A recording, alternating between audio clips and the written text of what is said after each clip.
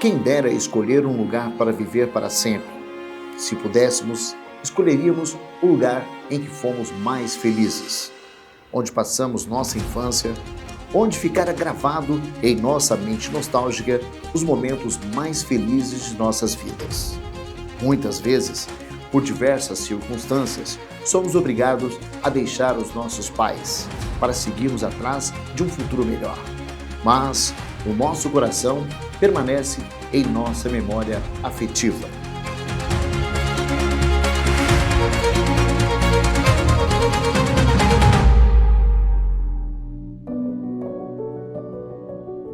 A cidade de Fernandópolis se tornou um grande polo de turismo, educação e lazer.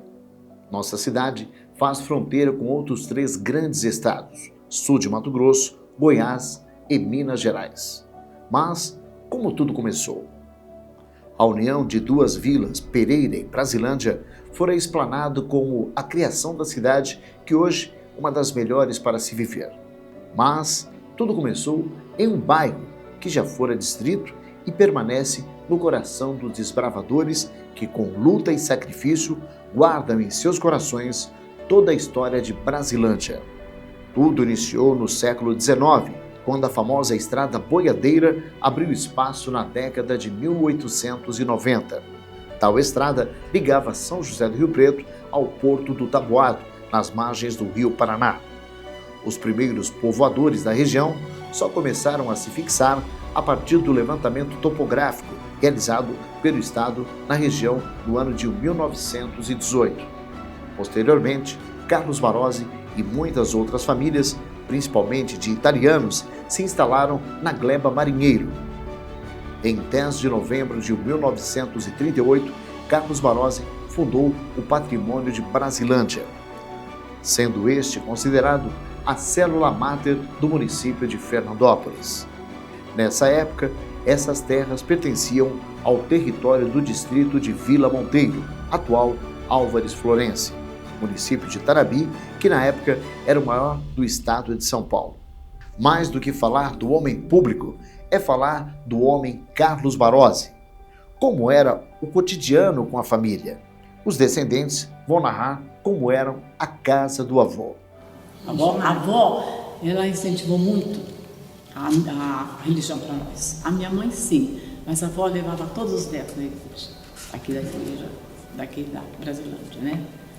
O quintal ele era muito grande, como tinha muita fruta, então a minha avó, para não deixar perder, desperdiçar, então ela pegava uma quantidade de fruta para cada um, repartia, parte ela fazia doce, e principalmente a manga e os caju, que era muito, ela e a goiaba, ela deixava para quem quisesse pegar, certo? Então ela deixava ali, o pessoal vinha, pegava, levava.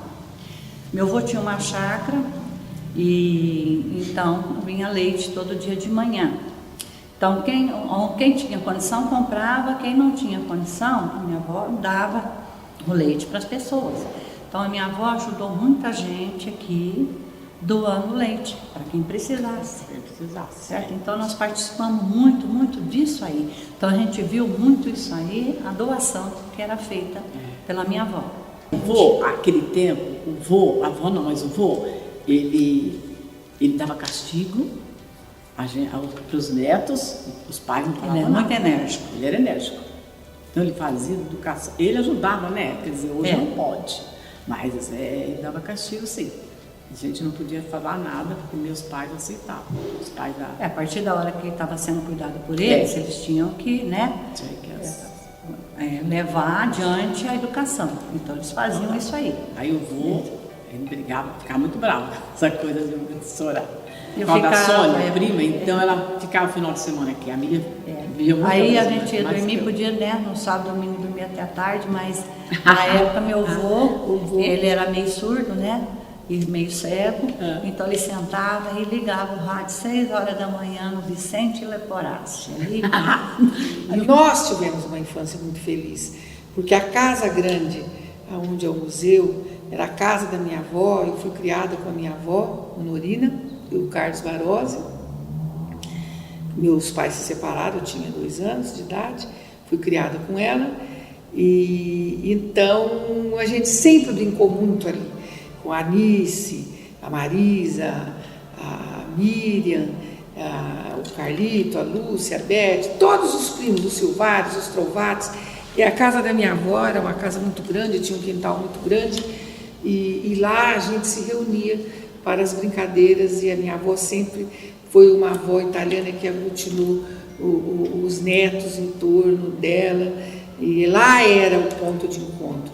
As festas, todo ano, a festa de Natal, a gente se reunia, meu avô construiu, mandava fazer uma mesa imensa, onde ficavam todos os filhos e netos, e era uma folia danada, a gente brincava muito, depois ia dançar, enfim, brincava tudo, fazia um circo lá, cobrava um ingresso de palio de fogo, enfim, foi uma infância rica. Eu que acompanhava meu avô, porque quando ele já ficou cego, então eu que acompanhava ele para ir no correio, ir no banco, né? Então a gente pegava a charrete, que aqui tinha o transporte, era charrete, né? Eu ia com ele, porque ele não enxergava, tinha dificuldade, né? Depois fui eu que então, substituí quando você. eu estava aqui, eu que acompanhava. É verdade. Foi assim, eu estava muito próximo, era o neto que ficava mais próximo, assim, nesse sentido, né? Através de depoimentos de pessoas que viveram neste período, iremos contar neste documentário, com entrevistas realizadas no ano de 2018, como era a rotina e a luta dessas pessoas que, com garra e coragem, fizeram de uma vila o embrião de nossa história. Que todo mundo fala Fernandópolis. Brasilândia é Fernandópolis também, mas é um bairro que foi diferenciado, porque ela nasceu primeiro e Fernandópolis existe por conta da junção da Vila Pereira e da Brasilândia. Então eu acho que ela tem que ser, sim, sempre lembrada, tanto quanto o todo de Fernandópolis, mas é que se fala muito em Fernandópolis e a Brasilândia ficou assim um pouco esquecida. Era o Zé Lacerda, tinha uma venda, era a Casa Lisboa ali, ó, e um celeiro lá em cima chamava Bruno, sou Bruno. Era uma vilinha pequena, tinha poucas casas, aí o jardim era tudo carrapicheira, a igrejinha era lá embaixo, era uma igrejinha pequena. Naquele tempo tinha um coreto de pau, onde fazia leilão para tempo de festa. Aqui era puro mata, não tinha jeito de sair para lado nenhum, estrada era boiadeira aqui só, né? E não tinha conforto nenhum, era tudo a pé, não tinha animal, não tinha nada. Então todo mundo vinha aqui, e até que veio começar a Brasilândia. Enquanto não começou a Brasilândia, eles tinham que ir a Alto Florencio. Qualquer coisa ia de a pé em Alto Florencio, né? E num dia voltava no outro, né? Então eles vinham de Alto Florencio, ia lá, posava lá, ia num armazém que eles compravam as coisinhas para trazer aqui, e vinha, não tinha cavalo, não tinha nada, e vinha de a pé no outro dia. Lá tinha um homem que tinha um armazém, fornecia a eles para posar, dava comida, e eles compravam lá para vir, né? E, então eles vinham aqui, aí já trabalhavam, mas a vida nossa, desde que eu conheço por gente também, eles lá, eles trabalhavam direto, não tinha sossego, não tinha, né? Abrindo aqui estava difícil, era difícil. Porque naquele tempo aqui tinha gente demais.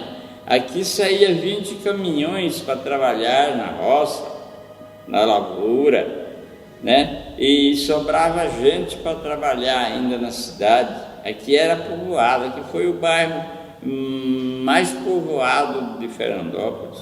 A gente não via aqui como uma cidade, a gente via aqui como um sertão.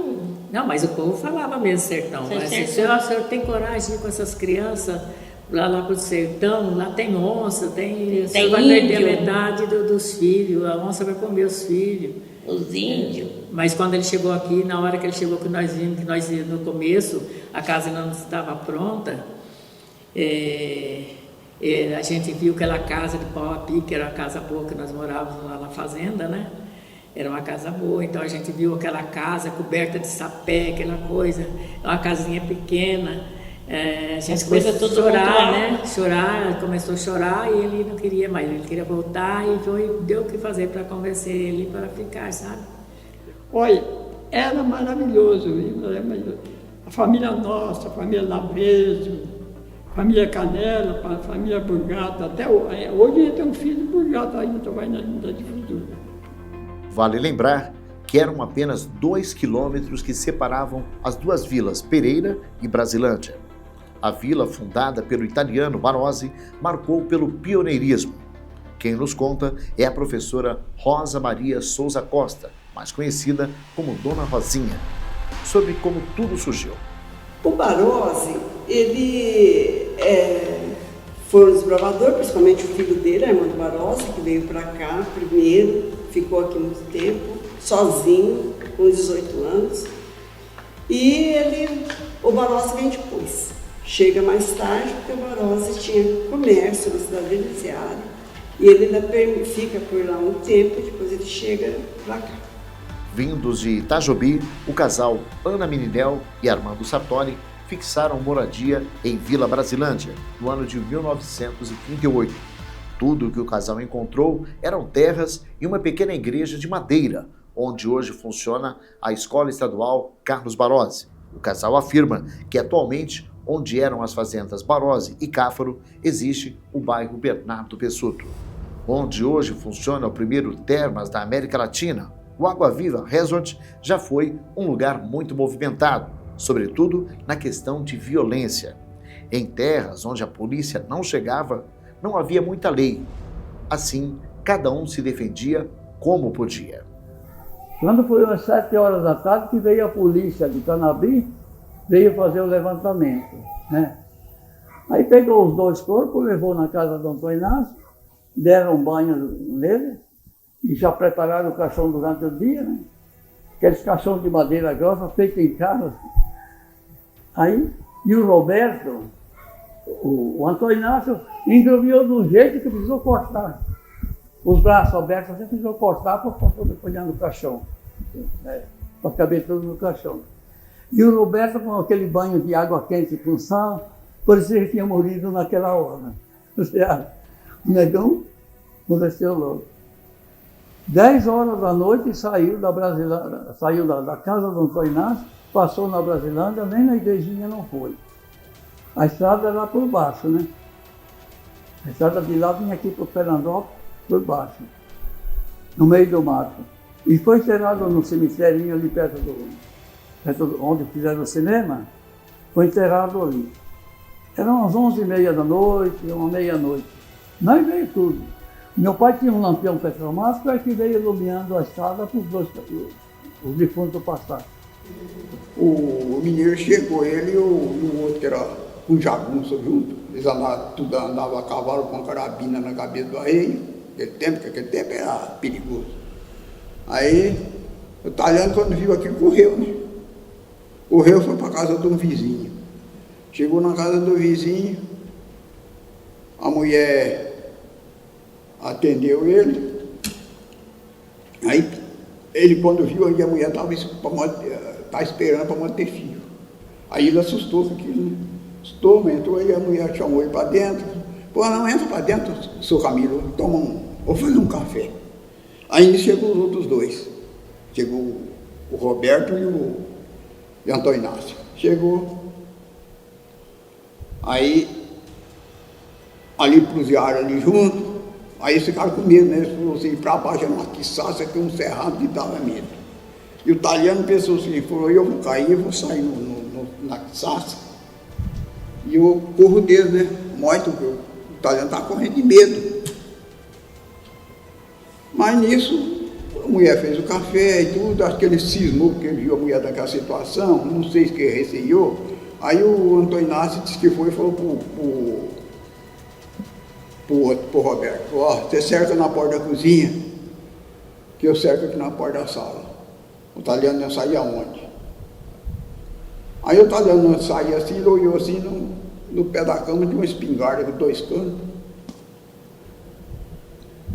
O italiano foi, pegou a espingarda na mão e afinal nós estávamos em pé na porta assim, esperando um revólver na mão. italiano atirou nele. Atirou nele, queimou uma puxa assim, ele caiu para trás. Caiu. Aí o outro pensou que era o final tinha tirado o italiano dentro de casa. O outro veio beirando assim, foi passando beirando na janela, o italiano levou o outro cano e atirou nele. Atirou nele, ele caiu. Caiu, mas o tiro não tinha chumbo, só tinha pólvora. Queimou a força dele, ele caiu.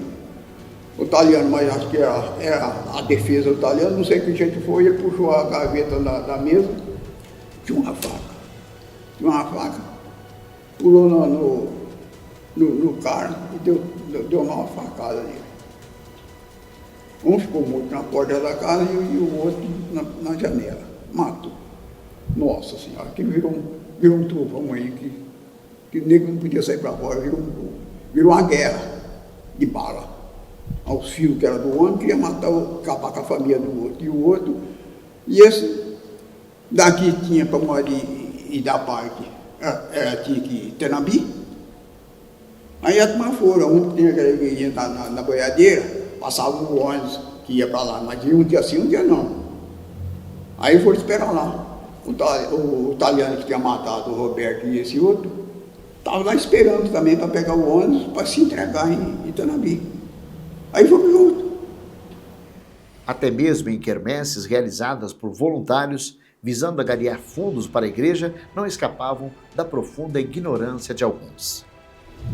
As quermesses naquele tempo, por exemplo, o tempo que eu era presidente, tinha o frigorífico daqui de Fernandópolis que trabalhava, e tinha um povo de fora que trabalhava aí, e eles eram meio bravos, meio nervosos, até eles insultavam a gente, se queria brigar, a gente pedia pelo amor de Deus, para não fazer isso, que nós não estávamos trabalhando para nós fazer dinheiro para nós estávamos fazendo para a igreja. Então calmava eles, mas às vezes até quebrava copo no pé da gente para ver se brigava. Nós tolerava tudo isso, mas fazia alguma coisa. O chamado Sertão de Rio Preto já ganhou várias páginas. Oswaldo Sartori narrou, na obra Sertão de Rio Preto, todo o pioneirismo de mineiros e italianos na construção da famosa Vila Brasilândia. Sartori narra que em um país antes do êxodo rural havia cerca de 30 habitantes por quilômetro quadrado. Havia escolas rurais e na Vila Brasilândia ele conseguiu estudar só a partir de sua segunda série. A família da mãe de Oswaldo, os Meneléus, vieram na primeira leva que Barozzi abriu as portas para a vila. No final da década de 1930, acontece a depressão econômica. Dessa forma, os donos das vendas de terras promoviam a compra de lotes para que eles não se perdessem. Oswaldo, em princípio, gostaria de escrever um livro sobre sua família, mas as pesquisas que realizou o instigou a ir mais fundo na história, retratando o local em que foi criado. Era na base do porrete. Tinha sempre ou uma ripa de casa, ou uma vara de assar peixe, ou qualquer coisa. Então os alunos apanhavam muito na escola. E os pais em casa, nos sítios também, achavam bom. Então era mais um adestramento do que uma educação. Entende? O dia que era arroz doce, ai que vontade de comer arroz doce. Você sabe, a crise antigamente era difícil, né? Então não é sempre que a gente comia, né? Mas tinha Geraldina que era servente, sabe? Ela passava vendendo as fichinhas, quem tinha dinheiro comprava, quem não tinha, olhava. Se quisesse comer, precisava comprar uma ficha, pagar. Fazia uma sopa lá, um dia arroz, um dia batatinha, só vendia bem quando era canjica, sexta-feira. A minha professora chamava Dona Tereza Moraes, muito boa. Naqueles remotos tempos, sem muita informação, as lendas tomavam conta do imaginário popular. Ainda puseram na cabeça do meu pai que aqui, pessoa que bebesse água daqui, que ficava tudo papudo. Aí sabe aqueles papos que hoje a gente não vê, né? Aí meu pai ficou com medo, aí tinha um caminhão que ia para Tanabi. uma vez por semana, demorava para chegar lá, meu pai trazia água de Tanabi para a gente beber, para não ficar papuda. Aí nós íamos embora, eu chego naquele, tinha uns cafés para passar assim, né? Aí surgiu um cachorro, meu cachorro ia crescendo, assim, aí parece que eu subi lá em cima, assim, eu gritei. Aí meu pai assustou e gritou também, né? Aí ele falou assim, mas não é nada, não, é o nosso cachorro, mas não era cachorro, não. Você acha que era outra coisa? Eu acho que era outra coisa. Começou uma pessoa gemendo. Falei, o que é isso? E eu levava um lampiãozinho com uma vela lá dentro. Olha, não tinha farol, não tinha nada. Era aquela lanterninha pegada numa rodelinha.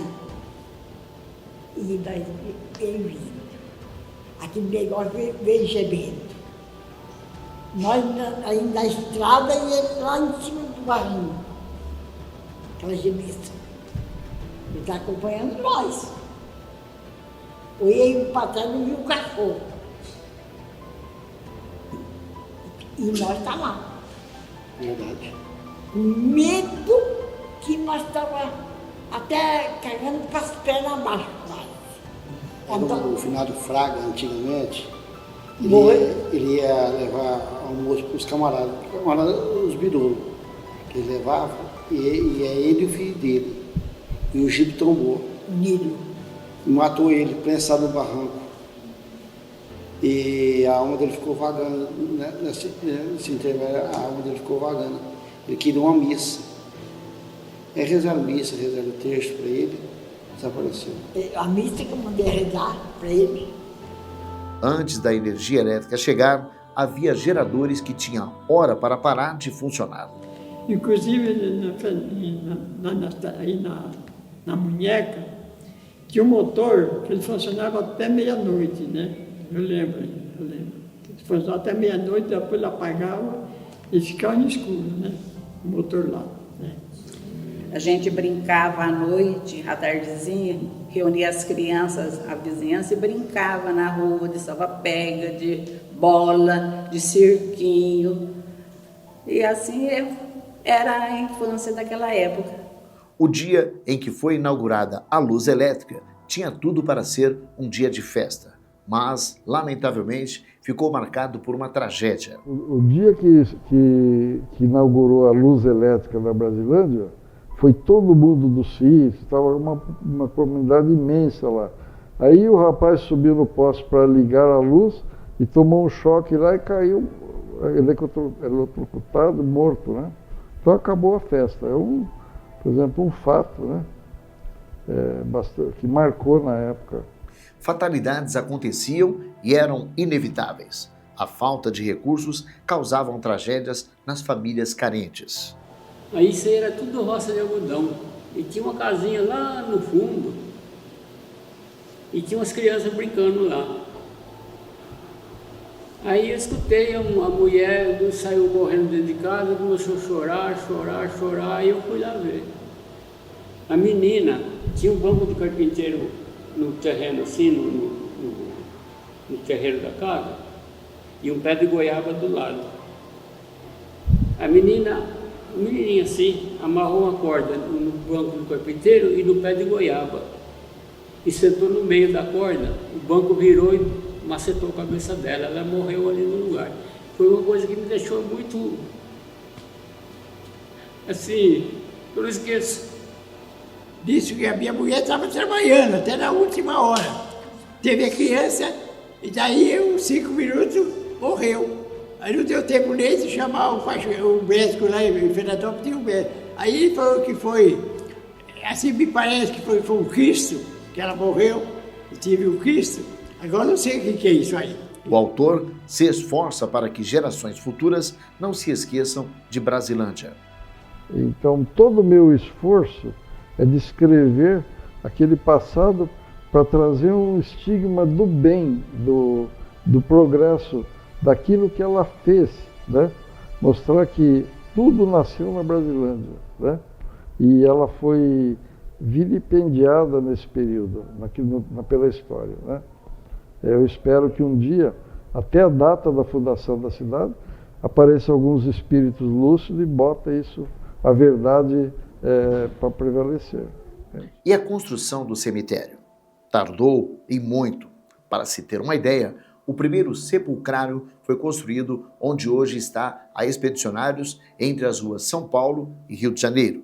Mas, antes disso, onde as pessoas eram sepultadas? Quando foi construído o cemitério? Como era a sociedade naquela época? É que nem eu falo para vocês, aqui era difícil, porque quando ia enterrar uma pessoa que ficava aqui doente, que minha avó, mãe do meu pai, morreu aqui, ela teve um casal, dois gêmeos, dois homens, dois últimos, nasceu e tinha que buscar, foram buscar o doutor Barardi, era em Alflorense, eles foram buscar de noite, que ela ficou muito ruim, ela teve os dois filhos, os dois mais novos, aí foi buscar lá, aí precisou arrumar dois, foi de a cavalo, levou um cavalo e trouxe o de Barardi, e foi na boca da noite, quando eles chegaram, era 2 horas da madrugada, capaz de 3 horas, quando chegou, ela tinha morrido. E aí, para fazer esse enterro, o que aconteceu? Mas Deus ajuda todas as coisas. E aí, o caminhãozinho do Carlos Barroso e do Luiz Barroso ia indo para lá, para vir de lá para cá, que ele ia levando uma mudancinha, né? E não enterrava aqui, enterrava lá em Alflorense. Aí, passando com a mudancinha, eles pediram se ele trazia, para não vir de a pé, levar no banguê. Vocês sabem o que é banguê, né? É uma vara, eles amarravam uma varona, pegavam um lençol, enviavam o defunto, amarravam com as cordas em cima e juntava uma turma de gente e ia levar lá em Alflorense, depois chegar lá, tinha que colocar o buraco para enterrar também, né? Então, levava no banguê, então ia trocando, na estrada por não entra, né? Punhar no ombro, levava em 2, a pessoa ia pendurada ali, deitada, naquele lençol, não tinha caixão, não tinha nada. Então fazia aqueles caixãozinhos, aqueles paninhos de tábua, meu tio, chamava José Amaro, ele fazia aquele caixão assim de tábua, fininho, que se desse um tupicão, o caixão caía. E pregava aqueles paninhos roxos, ponhava umas fitinhas amarelas, ia enterrar em Tanabi. Muitas vezes a gente caía no chão, morto, enterrar em Tanabi. Porque era difícil, não tinha nada. E depois, eu lembro ainda que o cemitério era onde era o Cine Fernandópolis. E os velórios eram feitos nas casas, né? Interessante isso, que os velórios eram feitos nas casas. E o pessoal não tinha como se locomover daqui para o cemitério, que é longe, né, fazer caminhada. O carro da funerária vinha e levava o cadáver, né? Mas, e para o pessoal?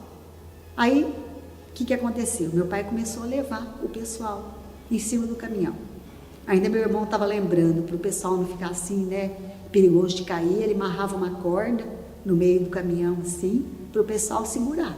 Uns ficavam segurando na beirada, outros não assim, segurando naquela corda.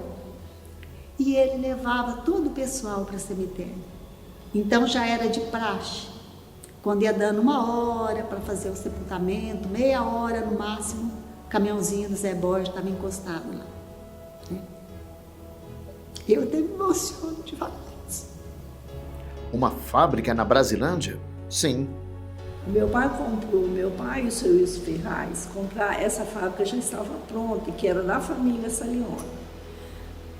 O meu pai e o seu Wilson Ferraz compraram essa fábrica, que era assim, bem primitiva ainda, a forma de fazer essa indústria. E aumentaram para 1.000 metros quadrados, trouxeram as máquinas mais modernas que existiam na época. Eu lembro que tinha 22 ou 23 funcionários, vendia todos da Brasilândia. Esse produto era vendido assim, no Mato Grosso, em Minas, em essas mais próximas estados, né, que tem aqui, como no estado de São Paulo também. E é uma fábrica que cresceu muito e trazia bons dividendos, sabe? Mas até no momento que o meu pai teve um problema com o meu tio e aí veio tudo para baixo. Como a gente vê agora, que eu fiquei até muito triste de ver, ela todinha destelhada, porque eu sei o que custou fazer aquilo ali, né? E nessa divisão que teve, houve assim um problema entre família, porque ele era da família, e acabou desmanchando tudo. Era comum a rivalidade entre as duas vilas, sobretudo entre jovens, como nos conta os moradores. E na época, era uma situação difícil, que a população da Brasilândia, com a população de Fernandópolis, tinha rixa. Existia muita rixa, tinha briga. Os de lá, se viesse para cá, brigavam aqui. Se daqui fosse para lá, brigavam também. Ali é onde tem aquele centro social, ali do quartel ali, ali tinha um cruzeiro ali que era a divisa. Para lá era a Vila Pereira, para cá era a Brasilândia. Então, naquela época era assim, os que passassem dali para lá, estavam em terra ia. Passassem para cá, era terra ia também. E nem eu já saí corrido de lá, né? Então nós ia para lá, eles ajuntavam para pegar a gente, para bater, né? E, só que quando eles vinham para cá também, eles saíam corridos. Eles vinham, nós ia para cima deles também. Era uma encrenca danada o povo. E eu ia em todo lado, que eu me dava com todo mundo, mas tinha gente que não podia ir para um lado para o outro, porque virava briga, né? E eu até não sei por que foi essa rixa, viu? Depois acabou, né? Acabou, tinha essa rixa.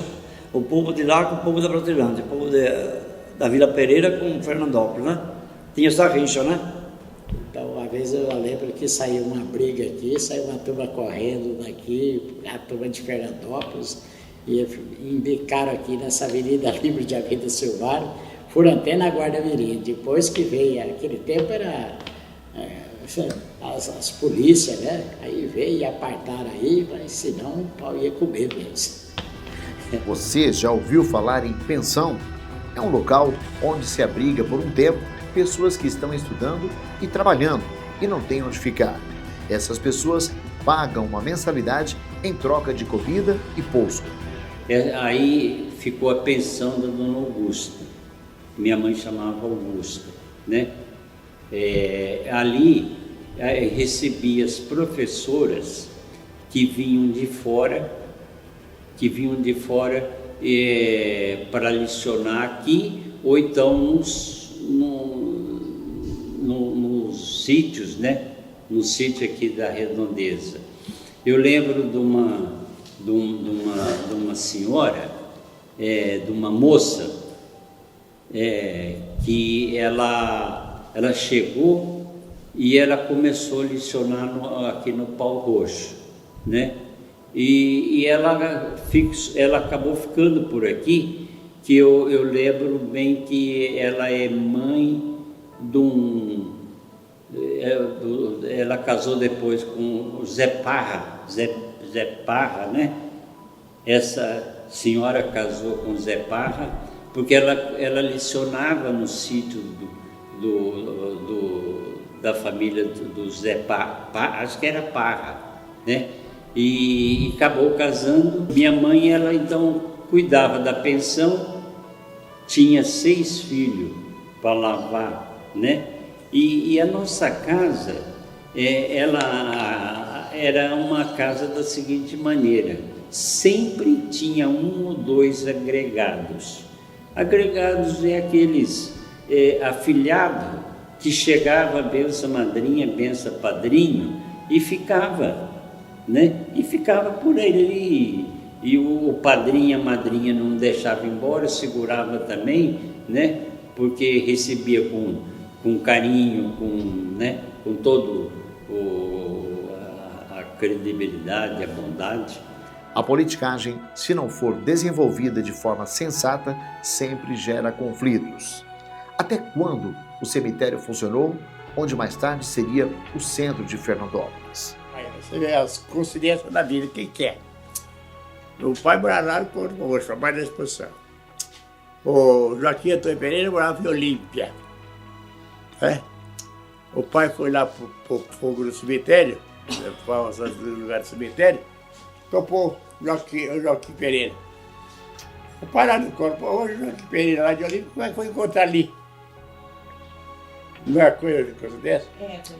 Aí o Joaquim Pereira falou o pai, fala para o Barrosa mudar o cemitério daqui para outro canto e trazer a Brasilândia para cá. Fazer uma só cidade com nome só, para não ter política. O pai dizia lá e não tinha outra estrada, era um picador para ir lá no sítio Corpo Roxo, para mais exposição, tinha que passar na frente do Barrosa. Aí, passando na frente do Barrosa, foi embora. O pai falou para o Barrosa, ô Barrosa, eu tô o Pereira aí. O Pereira falou para você mudar o cemitério, fazer a Brasilândia lá numa cidade só, para não ter política. A pergunta do seu Carlos Barrosa. Ele faça dele que eu faça a minha, não preciso dele. As campanhas políticas geravam conflitos. Havia na disputa eleitoral as carreatas. Fernandópolis e Brasilândia não compartilhavam do mesmo candidato. E aí... Eu lembro das políticas, né? As políticas. Até na política tinha rivalidades. Aquele tempo, Farelo, Milton Leão, aquele povo, tudo era uma rivalidade. A Brasilândia era Percy. A Brasilândia era Dr. Percy. Então, nós não aceitava. Fosse fazer uma carreata de outro candidato passar pela Brasilândia, isso não existia. Nós não aceitava, eu ia para cima. Então, teve alguns quebra-pau muito violentos naquele tempo, que hoje não existe mais. Mas naquele tempo era perigoso. Vem vir a carreata do fulano. A turma já ia para a avenida para cercar. Aí não vai descer aqui na Brasilândia. Então tem que dar a volta. Saiu uma surda, andou dando até tiro e esquiado de carabina. Coisa teve feia naquele tempo. Então, porque aqui era a terra do Percy. E não aceitava outra pessoa fazer comício ou fazer qualquer coisa aqui na Brasilândia. Isso são os casos que a gente lembra, né? Gozações, ironias, provocações. A política em Fernandópolis e Brasilândia geravam acirradas disputas e quando saiu o resultado... O curioso foi quando a primeira eleição que teve aqui em Fernandópolis, né? Que tinha quatro candidatos, 3 candidatos era da cidade e o Líbero de Almeida Silvares era da Brasilândia. E o Líbero que ganhou. Ainda fizeram uma musiquinha fazendo gozação dos 3 da cidade, depois era um aviãozinho com uma faixa falando do Líbero e falando que o Líbero tinha ganhado, o Pasqualito, que era o nome do outro candidato,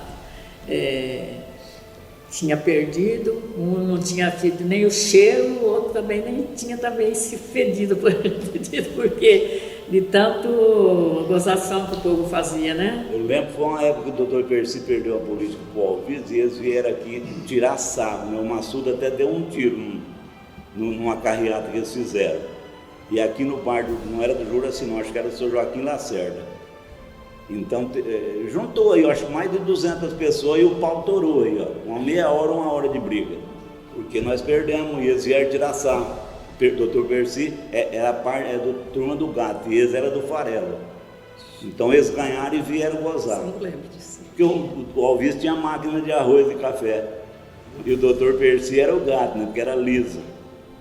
Carlos Manozzi só conseguiu firmar cidadania em agosto de 1944, o que dificultava ainda mais o seu prestígio a ponto de firmar Brasilândia como um distrito próximo a se transformar em município.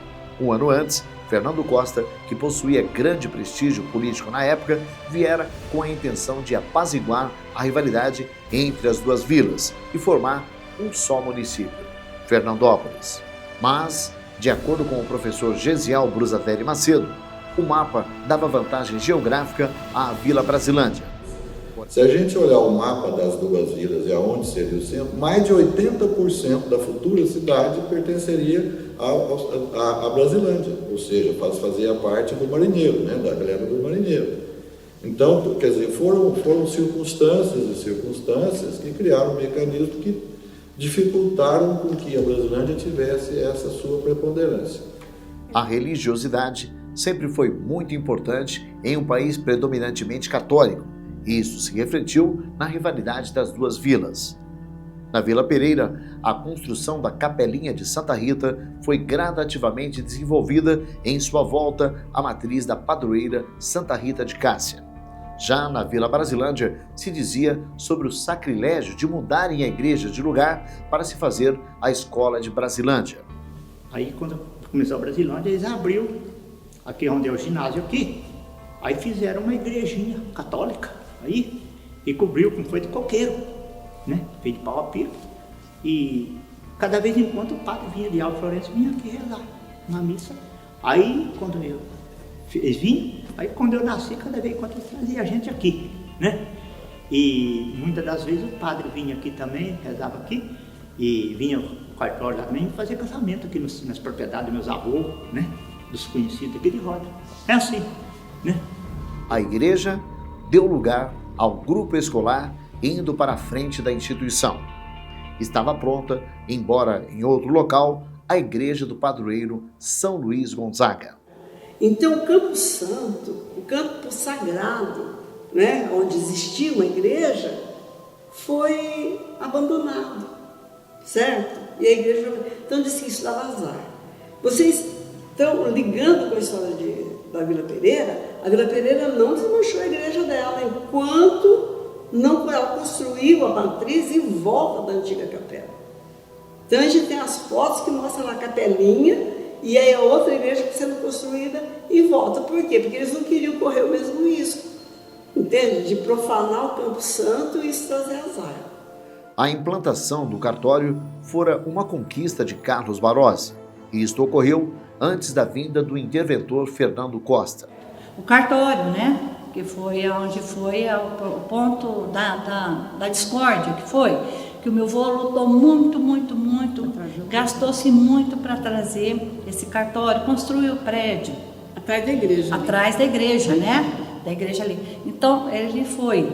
E esse cartório, ele batalhou para trazer para cá, tudo quanto é coisa, para começar a povoar, para começar a ter uma documentação, tudo. E esse cartório, o que aconteceu? Ele anoiteceu e não amanheceu. Então aí a coisa foi tirada. Meu avô ficou muito triste, porque foi tirado esse cartório e foi levado lá para coisa. Por que disso? Olha, se sabia alguma coisa, meu avô não comentava, porque ele não queria, sabe, ele já ficou muito desgostoso, então ele não queria nem comentar sobre isso aí. Quando se fala em Brasilândia, cita o patriarca Carlos Barozzi. Porém, é de suma importância citar o filho, Luiz Armando Barozzi, que se tornou o anfitrião da Vila Brasilândia, recepcionando os novos moradores, oferecendo pouso, comida e meação diárias. Estamos falando de um jovem de apenas 17 anos que desbravava esta região com garra e coragem. E minha mãe falava que para sair daqui, para ir, o lugar mais perto que tinha era Tanabi. Então eu levava 4 dias a cavalo para chegar, então ia acampando, tudo quanto é coisa.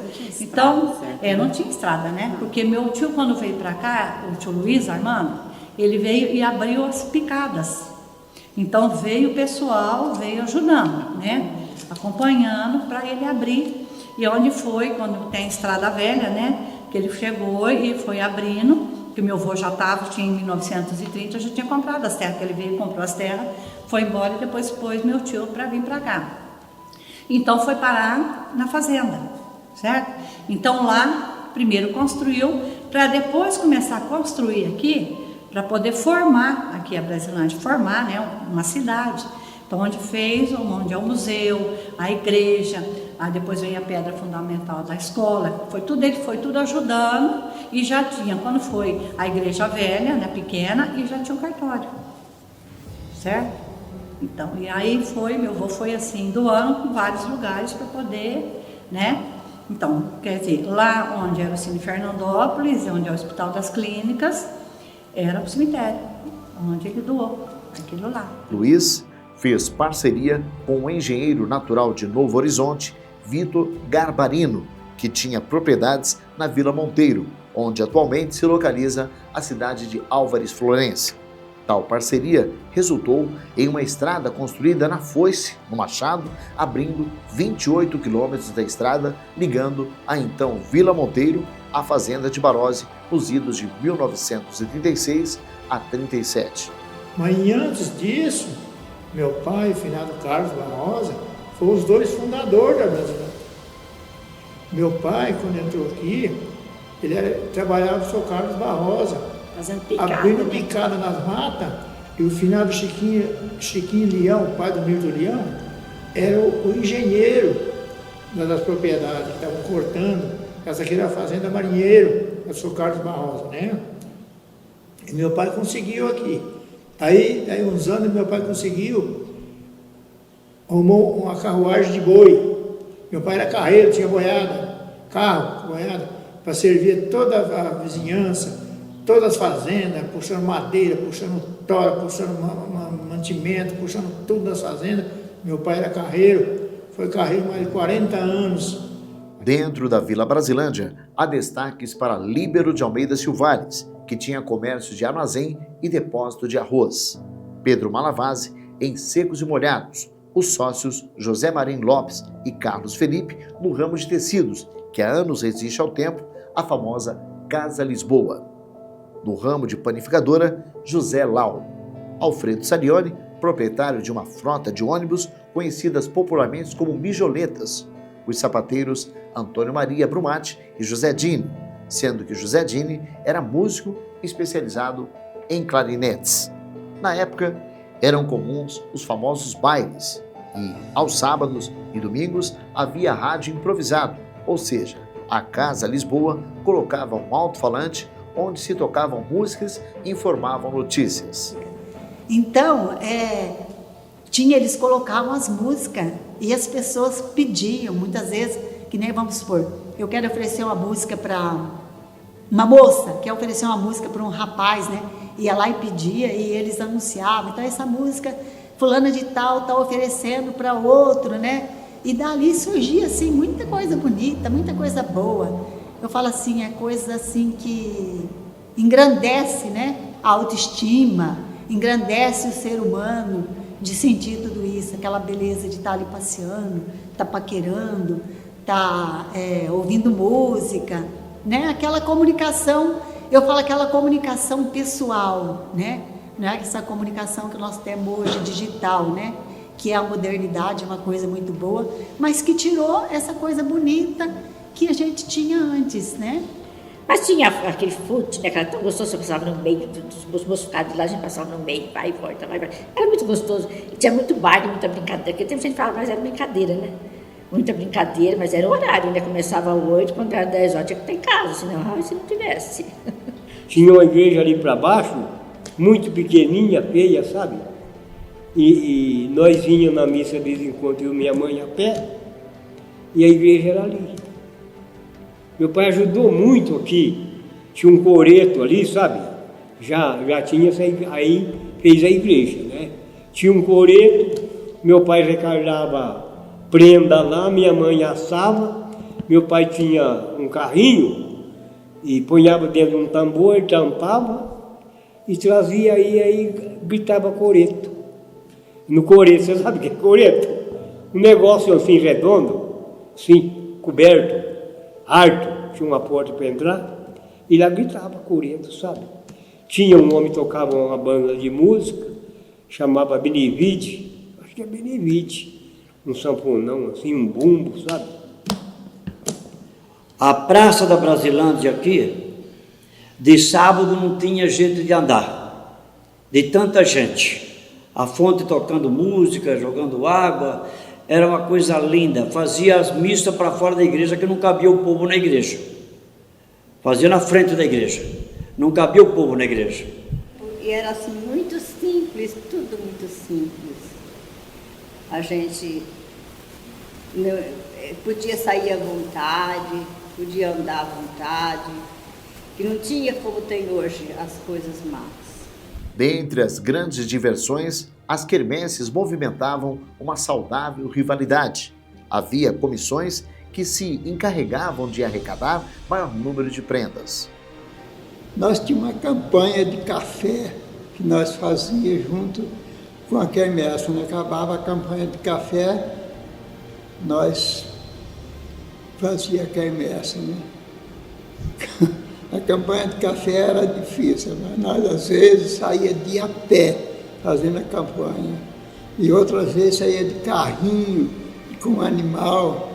Nós trabalhávamos o dia inteiro, eu e o Genésio Márcio, trabalhávamos o dia inteiro enmontoando esse café lá na residência do senhor Luiz Galavotti, finado Luiz Galavotti. E depois o Duda Escatena, que foi lá buscar esse café. Vocês é doido, como é que vocês fazem um negócio desse com carroça? Mas obrigado, porque ninguém tinha condição. Nós tínhamos uma comissão, ninguém tinha um carro, ninguém tinha uma caminhoneta, ninguém tinha nada. E era muito difícil, mas assim mesmo recolhemos 60 sacos de café. A que mais arrecadava, colaborava na construção da igreja São Luís Gonzaga. Na época não é como hoje, era um pouco diferente. A gente fazia um bolo, fazia uma brevidade da época, né? Então era um porco, era essas doações. O farmacêutico José Coelho também se destacou na época. José Coelho era o farmacêutico daqui da Brasilândia, o primeiro farmacêutico daqui.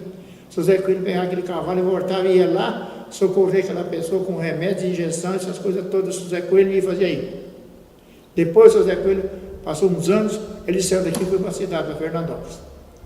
Aí aconteceu o quê? Rapidamente, o senhor André Malavasi foi um grande farmacêutico, um grande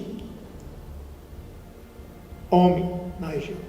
Se ela tivesse, que só tivesse, dependendo da doença, não precisava ir médico, não. Chegava ali, ele te dava o remédio. Meu pai teve farmácia aqui, né, desde de 47 até 1970, se não me engano. Meu pai era assim, era o tipo do... Para muita gente aqui, meu pai era um médico que aqui em Brasilândia não tinha. Muita gente confiava no meu pai como se fosse um médico. Todo mundo corria lá, todo mundo ia na farmácia do seu André. O seu André era como se fosse um médico para todo mundo aqui. Havia ainda o seu Agenor, que as pessoas que por ele foi atendido têm lembranças de seu esmero, de todo o seu esforço. Primeiramente, uma quebradura na minha perna. Lembrei uma perna, essa perna. Uma carroça passou em cima, quebrou o osso aqui, aqui. Aí me cataram e eu levaram no médico, o médico queria cortar. Levaram no outro, queria cortar a perna. Aí tinha um homem barrando assim, falando, não, vocês levam no seu Genor? O seu Genor entenda essa perna. O Genor era farmacêutico. Até registrei ele no meu coração, sou o Genor. Eu era criança. Aí fomos lá, ele olhou, deixa eu aqui nessa mesa. Tirava aquele pedacinho de osso e punhava num prato. Pegava o que estava estufado e empurrava com o dedo. Eu estava manjando aqui, chorando. E meu pai, eu trabalhava com um português vendendo paçoquinha.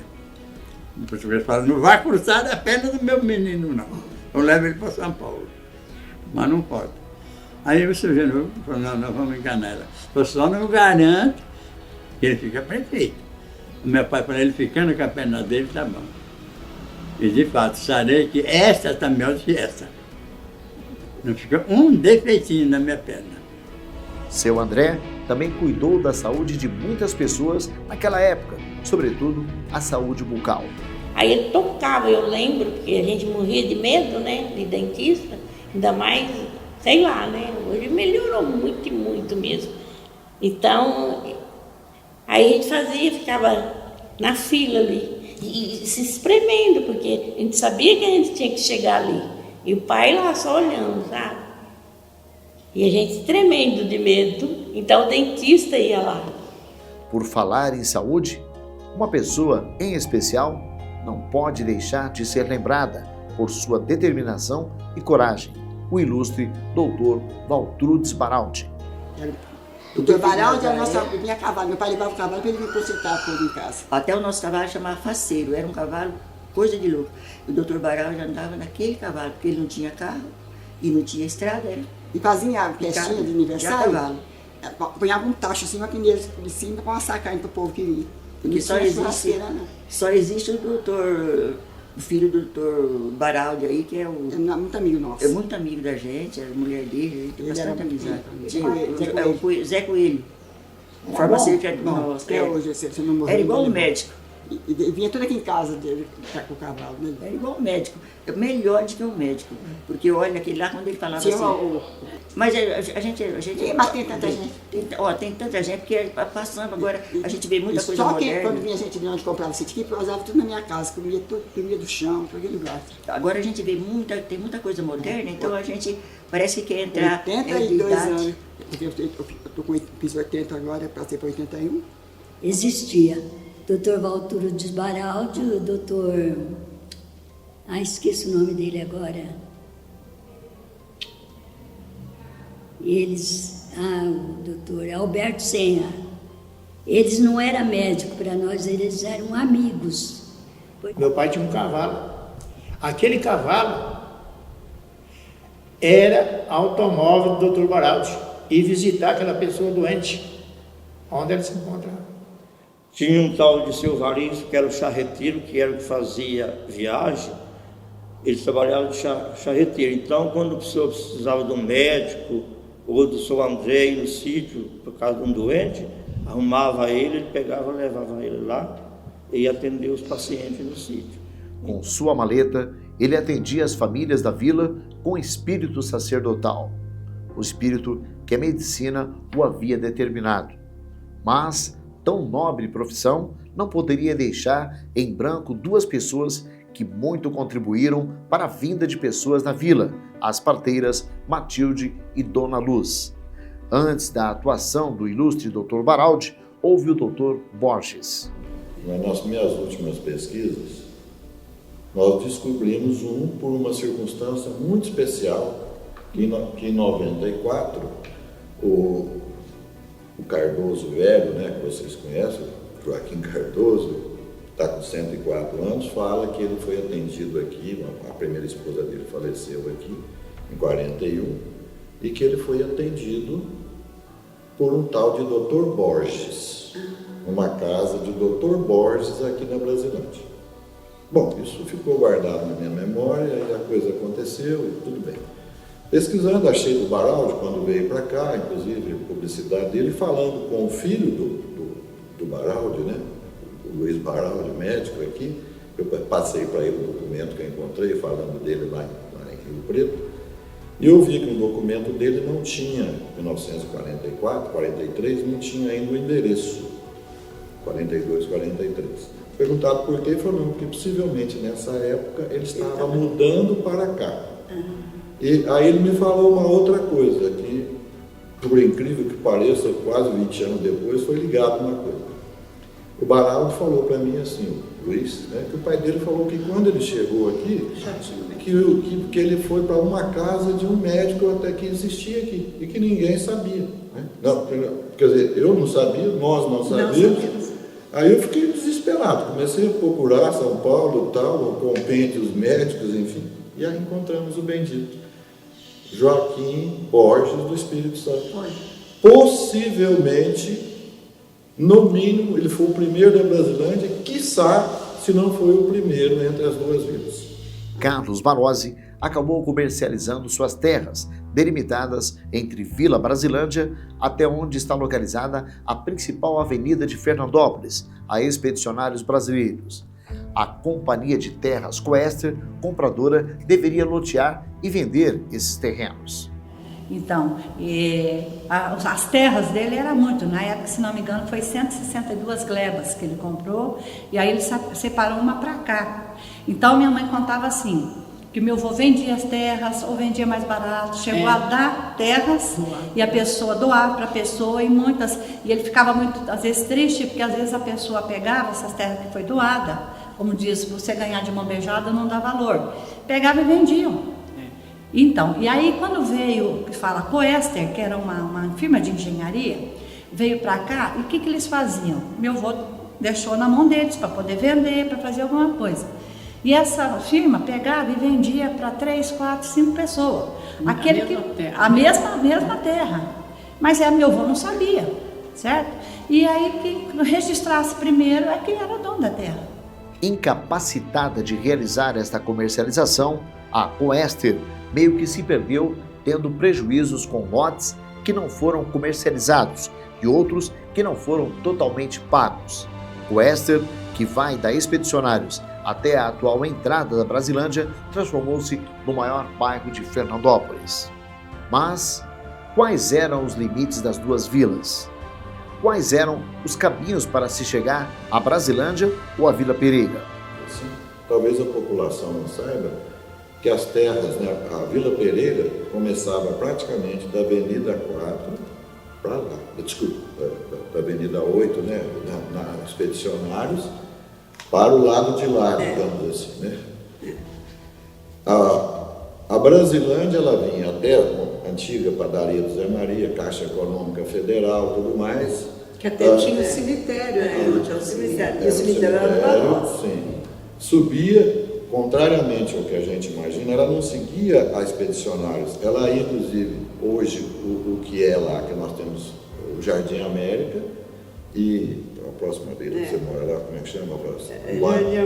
Jardim Santa Helena. Santa Helena, Jardim. Ali subia, atravessava, pegava a região do Araguaia praticamente e ia parar lá naquela...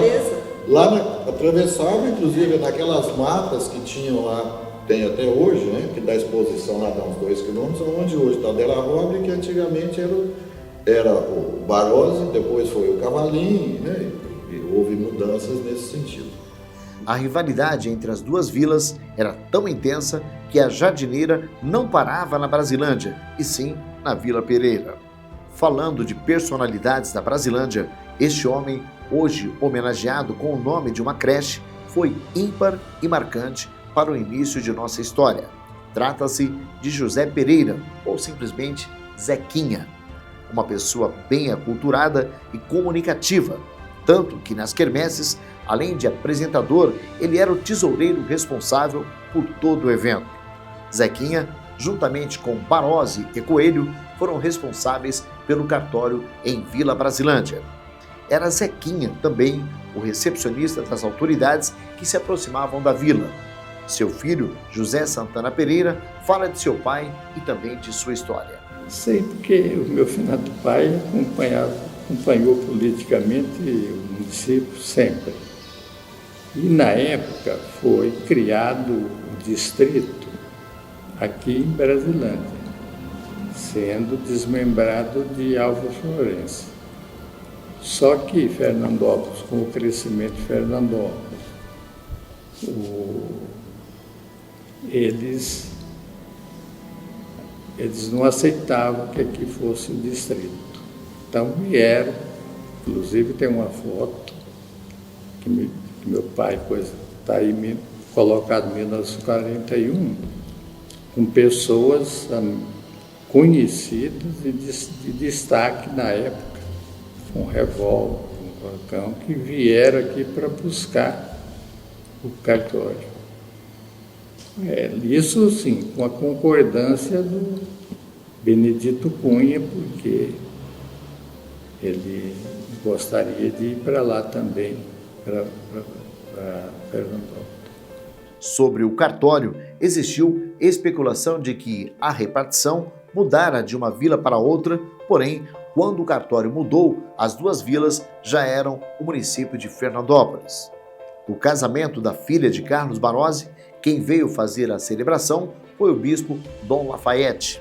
Angelina se casou, mas o seu pai não frequentou mais o cartório devido à mudança de endereço. Ele não frequentou mais o cartório. Ele ia para Tanabem para passar a escritura para não ir no cartório aqui. E não ia na igreja lá. Então, no casamento, eu não sei se é essa mesma data que o José está falando, mas o bispo veio, nós temos fotografia do bispo fazendo o casamento da filha do Barose aqui na Brasilândia. Então isso é um caso para a gente ver e checar. Acho que não é fácil, checar com o próprio pessoal, com a própria, talvez a própria Mília, né? Vai saber disso.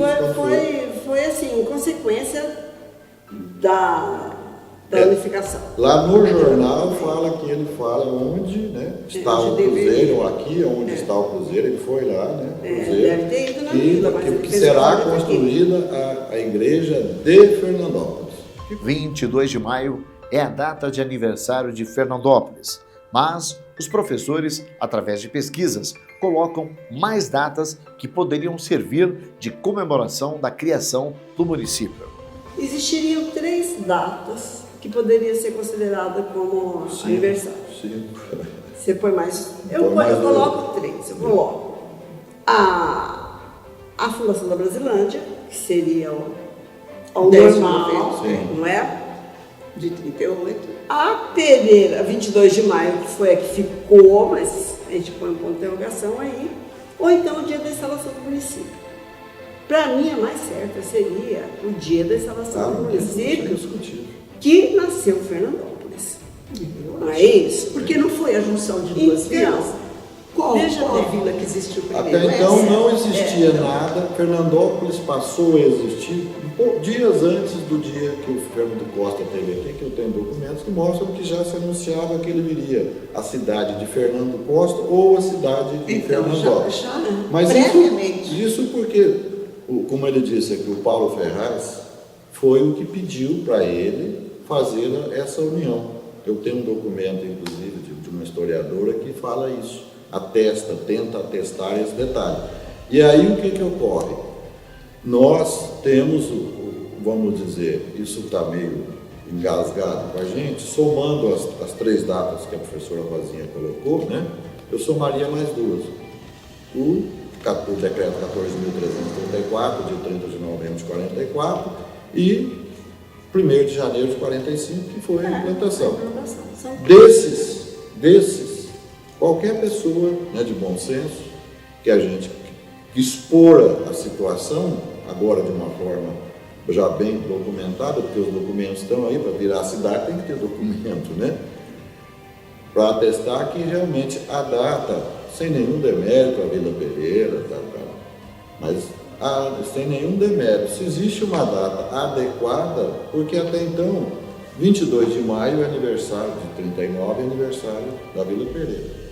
10 de novembro de 38 é aniversário da Brasilândia. Fernandópolis existiu a partir de quando? 18 de outubro de 43, com a Vila de Fernando Costa implantando aqui o unificador das vilas. Não seria nenhuma instalação mesmo, surgiu da junção de duas. Se existe registro da memória da cidade, com certeza se encontra na Brasilândia. A famosa casa de Carlos Barozzi, hoje transformada em museu, reflete a arquitetura do início de nossa história. A gente vivia mais no casarão onde é o museu hoje. A casa ela era muito bonita em relação ao aquele tempo do bairro, né? Era com soalho, tinha tijolos, tinha 3 quartos, uma sala, cozinha, banheiro, cozinha e tinha um porão. Era muito chique para aquele tempo, né? Foi construído com muito. Hélio Trovati e Ângela Baro, Assis Trovati. A Angelina. Agora o Hélio Trovati, ele foi inspetor de aluno, né? Aqui no ginásio estadual, que hoje é o quartel, e depois no Elas. Ele aposentou no Elas. Da mãe. A minha mãe, ela é costureira e dona de casa. Então ela cuidava, nós somos 5 filhos, né? Então ela tinha que cuidar e costurar. E meu pai trabalhava fora. Então naquela época a mulher já tinha que trabalhar, não é só hoje não. Então naquela época também a mulher tinha que trabalhar. Aí o papai a gente morava aqui, e ele ia a pé até o quartel, né? Que era o ginásio. Era areião ali. Ele tinha uma motocicleta índia. E ele ia, mas quando ele ia, como era muito areião, ele caía, então ele resolveu ir a pé, trabalhar a pé. Então tinha pouca estrada, mas era avenida, né? Ali, então ele ia trabalhar ali naquele. Era o ginásio. Era o ginásio lá, ginásio estadual. Que hoje que foi doado pelo meu avô Carlos Barozzi. O terreno foi doado pelo Carlos Barozzi. Em tempos distantes, era comum a população se dedicar a trabalhos rurais. Pessoas vinham na roça a fonte de renda. No bairro Brasilândia, era muito comum diversos trabalhadores rurais garantirem a economia e o movimento do local. Aqui na Brasilândia, de manhã cedo no jardim, saía mais ou menos acho que uns 100 caminhão de birolo, umas 1000 pessoas saíam para trabalhar no algodão, na época do algodão. Acabava o algodão, começava o café. Aí ela ali sabe bem que eles tinham café plantado. E hoje não tem mais nada. E embora que era tudo café mesmo, os Pradella, o seu Zé do Beppe, o Bose, não faltava serviço. E hoje não. Tinha Móveis Dourados ali na Avenida Brasilândia, você contava 200 bicicletas de manhã cedo que ia trabalhar, a circular ia lotadinha. No começo era 2 peruas, quem guiava era o Sr. de Olindo. Dentre as muitas famílias lembradas na Brasilândia, os Garcias fizeram história. E eu vim para cá de Botucatu com a minha família, meu pai, Pedro Garcia, meus tios, meu avô, Antônio Garcia. Eles compraram um frigorífico da Dona Maria, a espanhola. E ali, na frente era o frigorífico e atrás era a nossa casa. E tinha as estufas, né, que era tudo a brasa. E naquela época, eu tinha, 8 anos, quando a gente veio. E não tinha luz elétrica, não tinha saneamento básico, né? Era de buraco, assim, as privadas, com madeira em volta. A água era de poço, que tinha o sarilho, né? Que é aquele cilindro que enrolava a corda e descia com balde. E cada casa tinha o seu poço. E luz também não tinha, era um motor, que na época eles davam 3 piscadas para avisar a hora que ia desligar o motor. E aí a gente usava depois lamparina, né? A querosene, lampião a gás. E que mais interessante? Então, eles montaram esse frigorífico e meu pai era o fabricante, né? Ele tinha lá as receitas, todos os embutidos, né? Mortadela, salame, linguiça, tudo era feito ali. E depois meu avô e meus tios venderam a parte deles, meu pai ficou com um sócio e vendeu depois e comprou aquele bar aqui na esquina. Hoje é Rua Piauí, eu não sei, era Guilherme Bim, né? Antiga Guilherme Bim. E esse bar era famoso, o Bar do Pedrinho.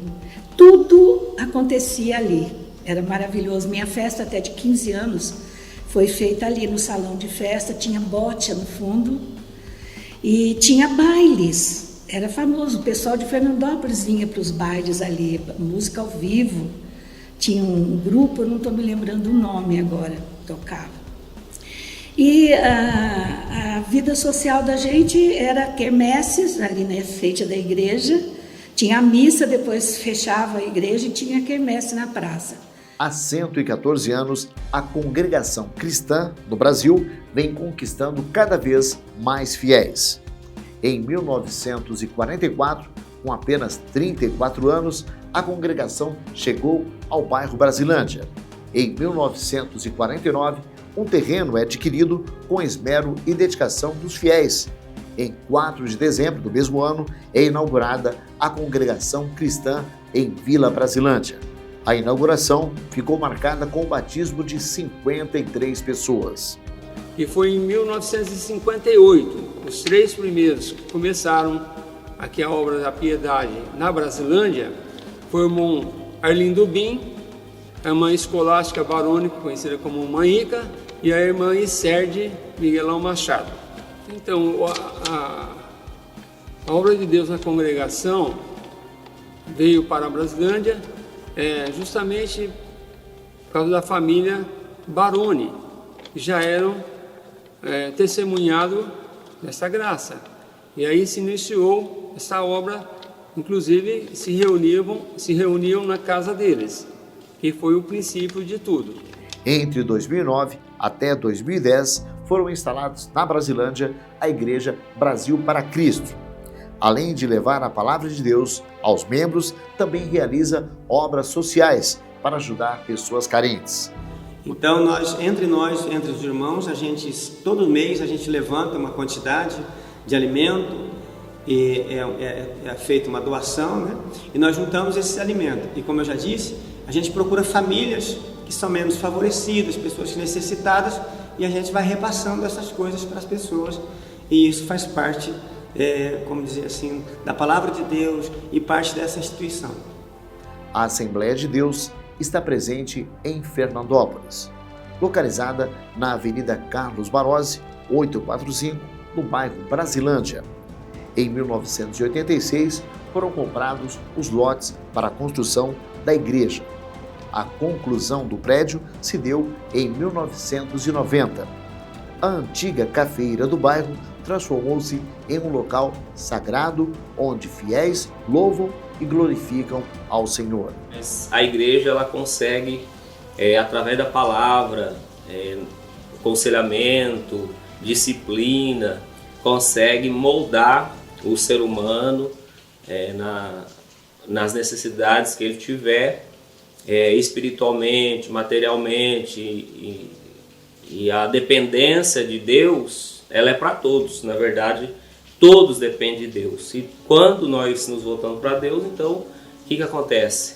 Deus vai mudar o nosso comportamento. Então, por isso que tem pessoas que falam assim, mas essa pessoa bebia ali na praça. Por exemplo, eu não estou pegando outras pessoas. Ficava na praça, bebendo, caído, alguém levava eles, levava para casa. Aconteceu várias vezes isso aí, né? Os amigos, um ia levando o outro, e de repente agora nós estamos ali num serviço, prestando um serviço a Deus, como servo de Deus, tentando tirar as pessoas dessa situação. Nós sabemos que a bebida, a droga, a prostituição, ela só vem acabar com a família, na verdade. A população de Brasilândia é ecumênica. A Associação Espírita André Luiz foi fundada há 35 anos, no ano de 1989. Seu Osório voltou na década de 70 para cá com o intuito era o sonho dele fundar uma casa na Brasilândia, que era para onde ele veio, né, na década de 40. E aí o Edgar se encarregou de ajudar a fundar. O Edgar já morava em Campo Grande, Mato Grosso. E a dona Amélia morava aqui na rua, hoje é Carlos Barozzi, ali ao lado da farmácia que era do Milton Rosa ali. Funcionou ali um pouco. Só em tempo. O Edgar e o Adalan eram uma pessoa muito conhecida aqui no bairro, porque eles eram voltados a esporte, essas coisas.